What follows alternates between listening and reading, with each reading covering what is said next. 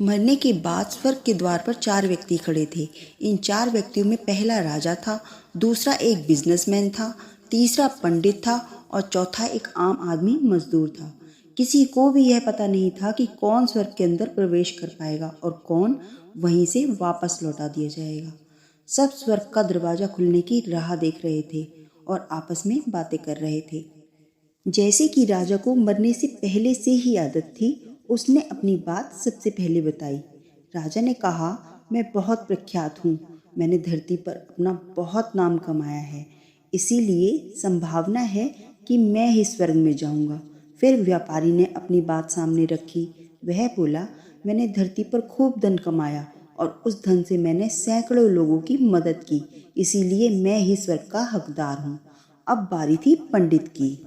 तो पंडित ने मुंह खोला और सबको यह कहा, चाहे तुम जो सोच लो, लेकिन यह बात तो तय है कि स्वर्ग के दरवाजे खुलेंगे तो मेरे लिए ही। सब जानते हैं कि पंडित दिन रात भगवान को याद करते हैं, इसीलिए स्वाभाविक है कि स्वर्ग में पंडित का स्वागत किया जाए।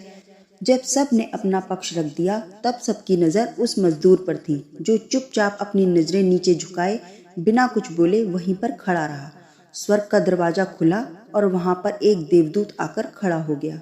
देवदूत के हाथों में एक पुस्तक थी जिसमें इन सभी के कर्मों के बारे में लिखा हुआ था। देवदूत ने सबसे पहले राजा को अपने पास बुलाया और उसको पूछा, तुम बताओ, तुमने अपने जीवन में क्या क्या अच्छे कर्म किए हैं।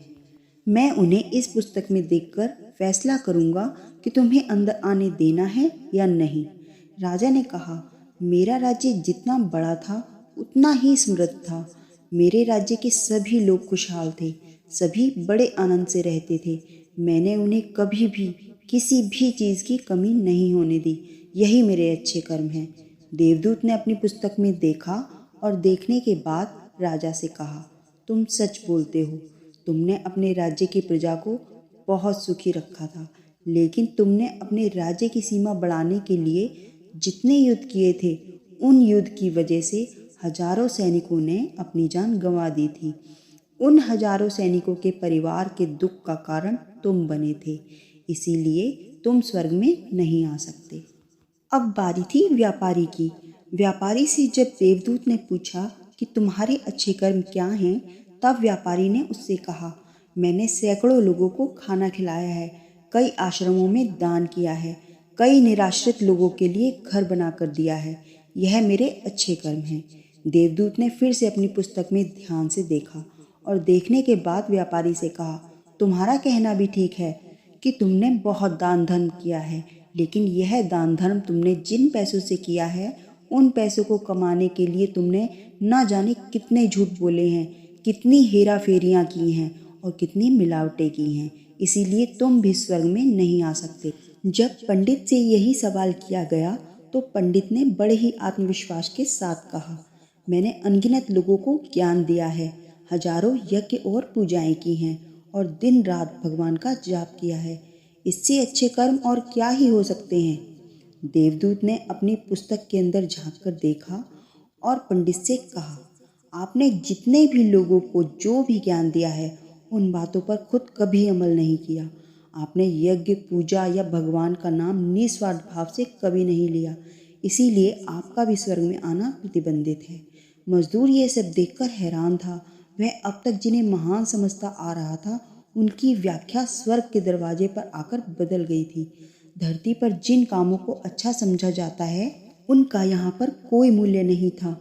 यमदूत ने जब इस मजदूर को अपने पास बुलाया और इससे पहले कि वह उससे उसके अच्छे कर्मों के बारे में पूछता, मजदूर बोल पड़ा, प्रभु, मैं जानता हूँ कि मैं भी स्वर्ग में आने के लायक नहीं हूँ, लेकिन मैं फिर भी एक बार बाहर से ही स्वर्ग को झांक कर देखना चाहता हूँ। बस इससे ज़्यादा मेरी कोई इच्छा है ही नहीं, क्योंकि ऐसी इच्छा पालने के लिए मैंने जीवन में कुछ भी नहीं किया है। मैं पूरा दिन मेहनत करता और जो भी पैसा कमाता उन्हें अपने परिवार के पालन पोषण में खर्च कर देता। इसीलिए दान धर्म के लिए तो कुछ बचता ही नहीं। लोगों की भला मैं क्या सेवा करता, क्योंकि काम के बाद जो थोड़ा सा समय मिलता उसको अपने ही बूढ़े माँ बाप की सेवा में बिता देता। और यह सब करने के बाद मैं कभी कभी मंदिर भी चला जाता और भगवान से जैसा भी मुझे दिया है उस जीवन के लिए धन्यवाद करता। देवदूत ने अपनी पुस्तक में बड़े ध्यान से देखा और थोड़ी देर देखते ही रहा। फिर उसने मजदूर से पूछा कि तुम याद करके बताओ, तुमने कभी तो कोई अच्छा काम किया होगा। मजदूर ने थोड़ी देर सोचने के बाद बोला, हाँ, मुझे थोड़ा थोड़ा याद है। एक बार मैं बहुत भूखा था और खाना ही खाने बैठा था कि एक बहुत ही कमज़ोर कुत्ता जो ठीक से चल भी नहीं पा रहा था, वह मेरे पास आ गया और मेरे खाने को देखने लगा। तब मैंने उसे अपनी रोटी खिला दी थी और उस दिन मैं खुद भूखा सोया था। मजदूर की बात सुनने के बाद देवदूत मुस्कुराया और मजदूर को बड़े सम्मान से स्वर्ग के अंदर लेकर गया। दोस्तों, अच्छे कर्म लोभ, मोह, माया इन सब भाव में आकर नहीं किए जाते और ना ही उन्हें अच्छे कर्मों की श्रेणी में गिना जाता है। निस्वार्थ भाव से किया गया एक ही अच्छा कर्म भी आपके जीवन के सारे पाप धोने की शक्ति रखता है। इसीलिए जब भी मौका मिले निस्वार्थ भाव से और अच्छे मन से अच्छे कर्म किया करें। धन्यवाद।